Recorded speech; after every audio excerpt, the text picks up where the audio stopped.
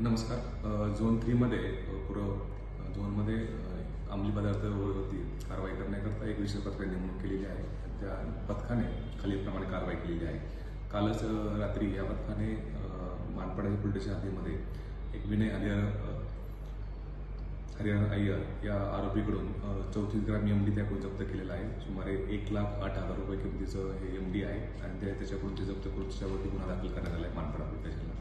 त्याचप्रमाणे दिनांक 7 तारखेच्या रोजी खडकपाडा पोलीस स्टेशन या ठिकाणी अंदाजे 1200 ग्रॅमपर्यंतचा गांजा या पथकाने रिकव्हर केलेला आहे. त्याच्यामध्ये लक्ष्मण रेड्डी याच्यावरती गुन्हा दाखल एनडी प्रमाणे करण्यात आलेला आहे. त्याचप्रमाणे बाजारपेठच्या पोलीस स्टेशनच्या हद्दीमध्ये काही कोरेक्स जे औषध आहे ते औषध नशेकरता वापरण्याबाबतची तक्रारी प्राप्त होती. त्या अनुषंगाने त्या ठिकाणी कारवाई करून त्याच्यामध्ये पण गुन्हा दाखल करून 2 आरोपी त्यामध्ये अटक करण्यात आली आहे.